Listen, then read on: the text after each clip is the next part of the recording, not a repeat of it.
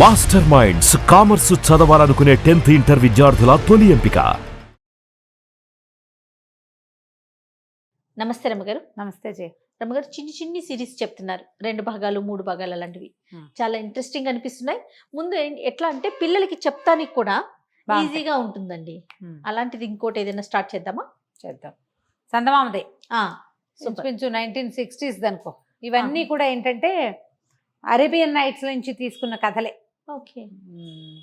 రాజైన బానిస పిల్ల కథ. ఒక రాజైన బానిస పిల్ల కథ. అమ్మాయి రాజు అయిపోయింది. ఓకే. ఓ పిల్ల రాజుగా అయిందనమాట. బానిస పిల్ల రాజు అయిపోయింది. మనం రాణి కదా అవ్వాలి రమ్మగారు. అంటే రాజుని చేశారు. ఆ అమ్మాయి మగవేషం వేసుకుందనమాట. ఓకే. ఇది వరకు కీర్తిసేన కథ విన్నాం.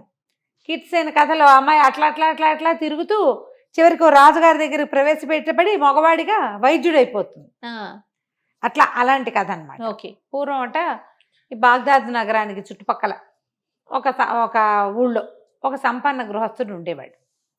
ఈయనకి లేటు వయసులో ఒక్క కొడుకు పుట్టేట. ఆలీషార్ వాడి పేరు. వాడు నవమన్మధుడు. ఎంత బాగుండేవాడో, చాలా అందంగా ఉండేవాడు.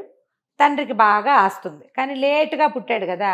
పిల్లాడు కొంచెం పెరిగే కొందికి ఈయనకి తన వృద్ధాప్యం మొదలైంది. ముసలాయన వాళ్ళ నాన్నకి. ఆయన ఏమనుకునేవాడు, నేను కనుక చచ్చిపోతే పిల్లాడు ఏమైనా అధపాతాళాన్ని పడిపోతాడేమో, ఏదైనా చెడు బుద్ధి పడిపోతాడేమోనని పిల్లాడిని తనతో పాటే వెంబడి పెట్టుకుని దీనికి తీసుకెళ్ళటం, మసీదుకి తీసుకెళ్ళటం, కూర్చోబెట్టి తనతో పాటే ప్రార్థన చేయించడం, చదువు కూడా తన ఎదురుగుండానే చెప్పించడం, ధర్మపన్నాలు వేడేయటం వాడికి. అలా చేసేవాడు. కొంతకాలానికి పిల్లాడు కొంచెం 16-18 సంవత్సరాలు వచ్చేసరికి ఆయన కాస్త చనిపోయే కాలం వచ్చేసింది ఆయన. అయ్యో.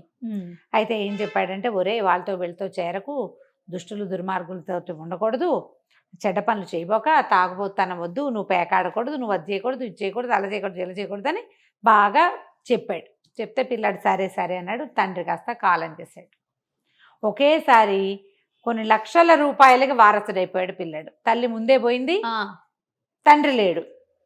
పిల్లాడు పాపం జాగ్రత్తగా ఉండి తన పని వాళ్లతో చాలా సమర్థుడిగా వ్యవహరిస్తూ వాళ్ళ నాన్న చెప్పిన ధర్మపథంలో ఒక సంవత్సరంన్నర నడిచాడు. బోరుగా ఉంటుంది చూడు, ధర్మపథం ఎప్పుడు చాలా బోర్ కొడుతుంది. అందులో సరదా ఏముంటుంది, థ్రిల్ లేదు.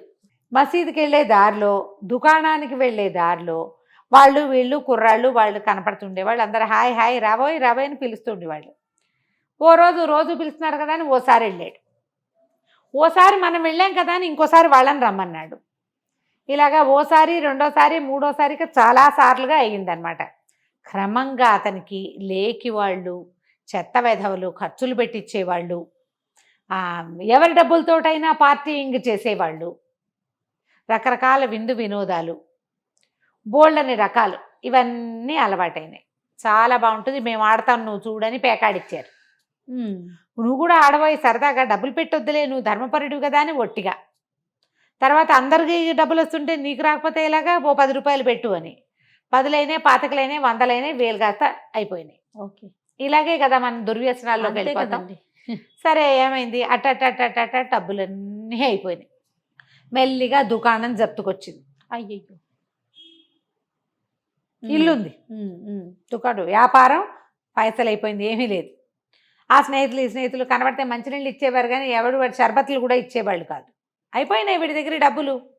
పైగా ఈ జల్సాల్లో పడితే వ్యాపారం ఏం చేస్తారు, వ్యాపారాలు ఎలా నడుస్తాయి, దాని మీద కూర్చోవాలి పొద్దున్నుంచి రాత్రి వరకు. ఎప్పుడు కూర్చుంటేనే వీళ్ళు ఎవరికో పేరు వచ్చింది, వీళ్ళకి వచ్చేది, ఎవరికో డబ్బు వచ్చిందని ఏడవకూడదు. అవును. వాళ్ళు దాని మీద ఎంత కూర్చుంటున్నారో మనం చూడడం, వాళ్ళకి ఏదో ఉచితంగా వచ్చేసిందని ఏడుస్తారు. అవును అవును. ఇప్పుడు వీడు పని చేయలే అసలు. ఈ పని చేయకపోవడంతో డబ్బు కాస్త పోయింది. అయితే ఏమైంది, ఒకనాడు దారిలో నడిచేస్తున్నాడు, ఎవరి దగ్గరైనా స్నేహితుడి దగ్గరికి అప్పు తెచ్చుకుందామని వెళ్ళాడు. ఎవ్వరూ ఇవ్వల, ₹1 లేదు. నడిచొస్తుంటే అక్కడ ఒక బానిస పిల్లని వేలం వేస్తున్నారు. అది ఆ దేశపు లక్షణం అనమాట. అమ్మాయిని వేలం వేస్తున్నారు. వేస్తుంటే అద్భుతమైంది. ఈయనకి రాని పని లేదు. మహాసౌందర్యవతి పిల్ల, ఎంత అందంగా ఉందో, దాని మేలు ముసుగు తీసి చూపిస్తే ఎంత బాగుందో, మహా బాగుంది. సరే రేటు పెంచండి అన్నారు. 100, 150, 250, 300, 400, 1000 రూపాయలకి బేరం కుదిరింది.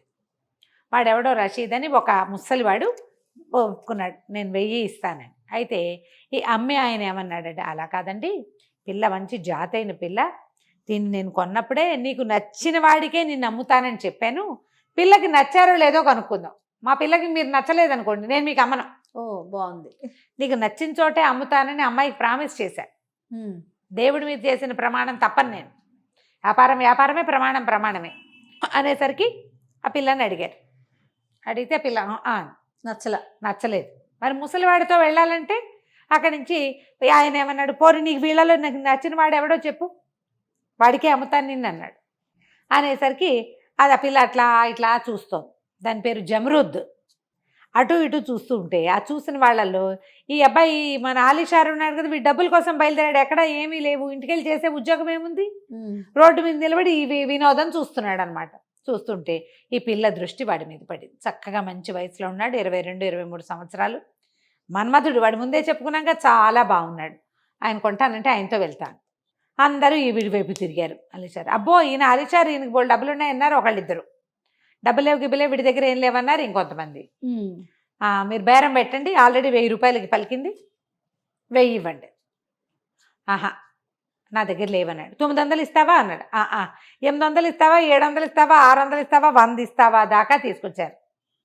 డబ్బులు లేవు ఇతని దగ్గర. ఈ అమ్మాయి ఏం చేసింది, ఇలా కాదని ఆ గట్టు మీద నిలబడి ఉంది కదా, గబగబా దిగేసి వెళ్ళి దగ్గర నుంచి, నీకేమిటి నీ సమస్య, నన్ను కొనుక్కో, నన్ను నేనేం వేస్ట్ కాదు, నన్ను కనుక కొనుక్కున్నావంటే నీకు చక్కగా భారీగా ఉంటా, వండి పెడతా, అన్నీ చూస్తా, దాంతోపాటు నాకు బోల్డ్ రకాల పనులొచ్చు, చక్కగా నీ వ్యాపారాన్ని నేను నిలబెడతాను, నా మాట విని నన్ను కొనుక్కోబా బాబాబు, వీళ్ళంతా ముసలివాళ్ళు అయిపోయారు, వీళ్ళ వెనకాల పడలేను నేను, నాకు వద్దని అనేసరికి అన్నాడు, అమ్మ నేను కొనుక్కోగలను, నువ్వు అమ్ముడు పోవాల్సిన గతి లేదు నీకు, శుభ్రమైన దానివి, అమ్ముకోగల నీకు కొనగలిగే తాహతేమో నాకు లేదు, నా దగ్గర డబ్బులు లేవంటే. అలా కాదు, ఓ పని చెయ్యి, నువ్వేం చేస్తావంటే నా మేలు ముసుగు ఇట్లా ఓపెన్ చేస్తుంది కదా, ముసుగుని నా మొహం మీదకి లాగేసి నన్ను నడుం చుట్టూ చేసి దగ్గర లాక్కుని నుంచో, నువ్వు నా పక్కన నుంచుంటావు కదా, నేను 2వ చేత్తో డబ్బులు అందిస్తా, అందులో 1000 ఉన్నాయి, 900 ఇస్తానని చెప్పి 900 ఇచ్చేసి 100 మన జీవితానికి ఉపయోగపడుతుంది అని చెప్పేసరికల్లా సరే ఏం చేస్తాడు, ఆ పిల్ల వలచి వస్తున్న దాన్ని కాదని ఏమంటాడు. ఈ పిల్ల ఏంటంటే ఇది మామూలు పిల్ల కాదు, దీనికి చక్కటి సప్తవర్ణాలతోటి లేసులు అల్లడం వచ్చు, పరదాలు అల్లటం వచ్చు, కుట్టు సూదులతో అది చేయగలిగే పని ఎవరు చేయలేరు అసలు, చాలా పనిమంతురాలైన పిల్ల. అది అల్లిన లేసు అసలు ప్రపంచంలో గుర్తింపబడేంత అద్భుతమైన చిత్రంలాగా తయారవుతుంది. అక్కడి నుంచి ఏం చేశాడు, ఆ అమ్మాయి అడుగుతోందని దాని మేలు ముసుగు లాగేసి పిల్లంట దగ్గరికి కావలించుకొని నుంచున్నాడు. నేను తీసుకుంటాను అన్నాడు.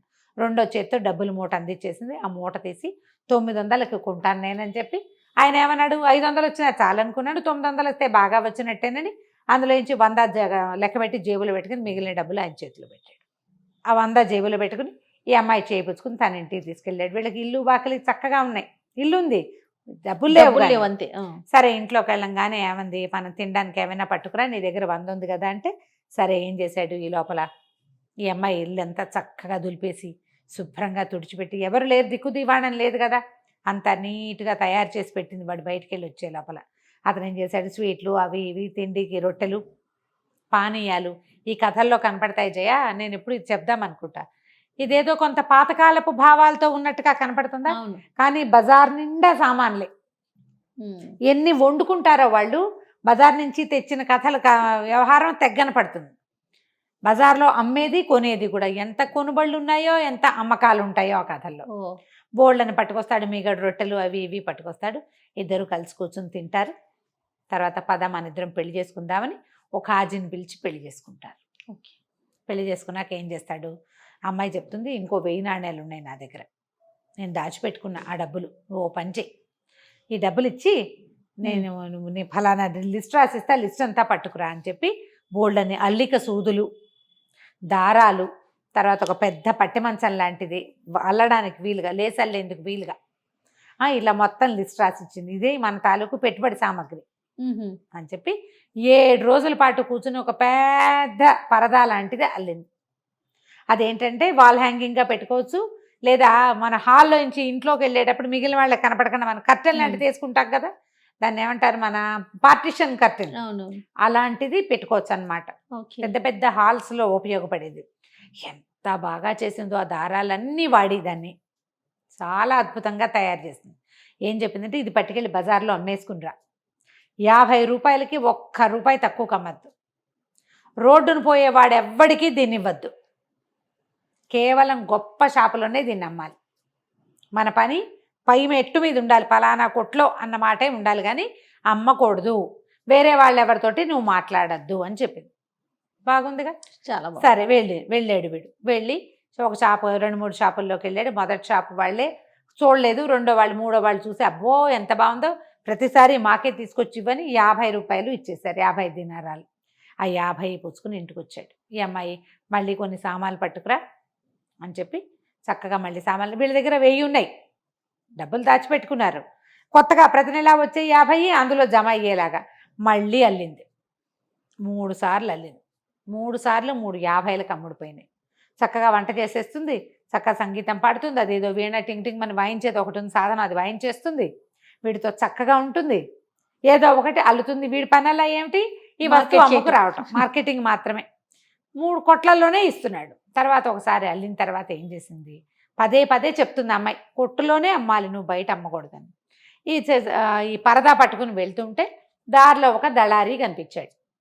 ఆ దళారీని మాట్లాడుకున్నారు ఇద్దరు. మాట్లాడుకుంటే మీ ఆవిడేదో ఏమిటి ఏమమ్ముతున్నావు, నీ వస్తువు ఏది చూపించంటే, కాదు నేను కొట్లో అమ్ముతానంటే, కొట్లో ఇచ్చేది నేనే ఇస్తానోయ్, నేనే ఇప్పిస్తాను, నువ్వంత ఆలోచించబాక, నీకు బ్రహ్మాండమైన వస్తువు నేను ఇప్పిస్తా కదా అని, డబ్బులు నేను ఇప్పిస్తాను, ఇంకో 10 రూపాయలు ఎక్స్ట్రానే ఇప్పిస్తానని వీడిని క్వశ్చన్ చేశాడు, బలవంతం చేశాడు. సరే ఎవరికో చూపించాలి, చూపించాడు. చూపిస్తే ఆ చూపించిన వాడు ముసలివాడు, వీడిని ఎక్కడో చూసా అనుకున్నాడు, కానీ ఆ ముసలివాడు ఎవడో వీడి గుర్తురాల. కానీ రోజు 50కి అమ్మేది 60కి అమ్మాడు. అమ్మేసి ఏదో ఇంటికి కావాల్సిన వస్తువులు, స్వీట్లు అవి 2-3 వస్తువులు పుచ్చుకుని మళ్ళీ ఇంటికి వస్తుంటే దళారి వాడు మొదట ఒకడు కనపడ్డాడు కదా, వాడు వీడి వెనకాల పడ్డాడు. వీడికి ఏంటంటే ఒక కించగా ఉంది, భార్య చెప్తుంది ప్రతిసారి బయట ఎవ్వరికీ అమ్మద్దు, రోడ్డు మీద అమ్మకూడదు ఈ వస్తువు, షాపులో అమ్మట్టు. పొరపాటు చేశానేమో అనిపిస్తోంది, 10 రూపాయలు ఎక్కువ వచ్చాయి కదా అనిపిస్తోంది, కానీ ఒక కించగా ఉంది వాడికి లోపల. ఆ అమ్మాయి చేసిన వస్తువు తను చెప్పినట్టు చెయ్యాలి, అనవసరంగా చేశానని అనిపిస్తుంది. ఈ దళారి వాడు వెనకాల పడ్డాడు. ఏమిటి నీకు మధ్యలో మూట చెప్పేసా కదా, ఒక 5 రూపాయలు ఎంతో దళారీకి ఇచ్చాడు, 60 రూపాయల్లో నీకు ఇచ్చేసా కదంటే, కాదండి చాలా దాహం వేస్తుంది, కాసిన మంచినీళ్ళు ఇప్పించచ్చు కదా అన్నాడు. అయితే ఇక్కడ చెరుకు రసం ఉంది ఇప్పిస్తానన్నాడు. కాదు మామూలు నీళ్ళే కావాలి నాకు, మంచినీళ్ళు ఇప్పించండి అన్నాడు. అనేసరికల్లా సరే వాకిట్లోకి వచ్చి నువ్వు బయటే నుంచండి. ఆ ఇళ్లల్లో ఏంటంటే లోపలికి వచ్చేసడానికి ఉండదు, దానికి ముందు హాలు వెనక హాల్ అవన్నీ వేరువేరుగా ఉంటాయి. ముందు నుంచోబెట్టాడు, లోపలికి వెళ్ళాడు. భార్య చేతికి 55 రూపాయలు ఇచ్చాడు. షాప్లోనే అమ్మావా అని అడిగింది. అమ్మానన్నాడు. అని ఎవరు మనిషి వచ్చాడు అని అంటే దళారి వాళ్లే, మంచినీళ్ళు కావాలట, మంచినీళ్ళు ఇస్తానన్నాడు. సరే మంచినీళ్ళు ఇచ్చింది. ఆ చెంబు చేత్తో పుచ్చుకొని బయటకు వస్తే వాడు ఆ బయట ఉంచోవలసిన వాడు లోపలికి వచ్చేసాడు. ఏమిటి ఇంతదాకా వచ్చావు, ఇట్లా లోపల రాకూడదు, లోపల మా ఆడవాళ్ళు ఉన్నారని కసురుకున్నాడు. అయ్యో ఎందుకండి అంత కసురుకుంటాం, మనం ఒక జాతి వాళ్ళమే, మీరు అలా మొహమాట పడక్కర్లేదు, నేను కూడా ప్రార్థన చేసేవాడినే అన్నాడు. కాకపోతే ఏంటంటే వీడికి అనుమానం, వీడు తనలాంటి ప్రార్థన చేసేవాడు కాదు, వీడు ఇంకో జాతి వాడని అనిపిస్తోంది. అయితే వీడు ఇతర జాతులు తన ఇంట్లోకి రావడం వీడికి ఇష్టం లేదు. కానీ వచ్చేసిన వాడిని ఏం చేస్తాడు, పైగా వాడు తనకు ఒక 10 రూపాయలు ఎక్స్ట్రా ఇప్పించాడు, మీదటికి ఇంకా ఇప్పిస్తానంటున్నాడు, నువ్వు పట్టుకు మీరు చేస్తే నేను అమ్మేస్తానంటున్నాడు, మంచినీళ్ళు అంటున్నాడు కదా అని నీళ్ళు ఇచ్చేసరికల్లా వాడు ఒక చుక్క నీళ్ళు ఎత్తి నోట్లో పోసుకుని, ఏమిటండి చాలా ఆకలిగా ఉంది, ఓ ముద్ద వేసి పంపించవచ్చు కదా అని అన్నాడు. అనేసరికి ఏంటన్నాడు, అదే నువ్వు మంచినీళ్ళ నుంచి తిండిలోకి వచ్చావు, మా ఇంట్లో అవన్నీ కుదరమంటే, ఏముందండి మీకు ఇంత లాభం చేసి పెట్టాను, దుకాణాలకు మీరు ఎంత నడవాలి, మీ వాకిట్ల నుంచి 10 అడుగులు వేసేసరికి మీకు బేరం కుదిర్చేశాను, కాస్త ఏమైనా తిండి పిచ్చచ్చు కదా అంటే, అయితే సరే నువ్వు ఇక్కడే కూర్చో, లోపలికి వెళ్ళొద్దు అని చెప్పి ఆ బయట ఉన్న కొట్లో నుంచి కాస్త అవి ఇవి ఏవో తినడానికి పట్టుకొచ్చాడు, స్నాక్స్ లాంటివి. తెచ్చేసరికల్లా వాడన్నాడు, అబ్బో మీరు భలేవాళ్ళండి, ఒక్కటి అడిగితే 4 తెచ్చారు, కూర్చోండి మనిద్దరం కలిసి భోజనం చేద్దాం అని చెప్పి ఆ స్వీట్లన్నీ ఇలా చక్కగా పరిచి ఎదురు బదురు కూర్చున్నారు. వీడు బయటికి వెళ్ళి వచ్చాడు కదా ఎండకి, నీళ్ళ చెంబెత్తి నోట్లో పోసుకోపోయాడు. వీడి మొహం ఎత్తి నీళ్లు పోసుకునే క్రమంలో వీడేం చేశాడు, ఎదురుకుండా ఉన్న ఆ దళారి వాడు జేబులోంచి ఏదో చిన్న ఇంత సీసా లాంటిది తీశాడు, దాన్నేమో వీడి ఎదురుగుండా ఉన్న ప్లేట్లో సమోసాలు రొట్టెలు అవి ఉన్నాయి కదా దాని మీద చల్లేసాడు. చల్లేసరికల్లా అది నోట్లో పెట్టుకోగానే ఇతను స్పృహ తప్పి పడిపోయాడు ఆలీషర్. పడిపోయిన మరుక్షణం వాడు ఏం చేశాడో మనం వచ్చే భాగంలో తెలుసుకుందాం. ఓ తప్పకుండా రమ్య గారు. నమస్తే. నమస్తే.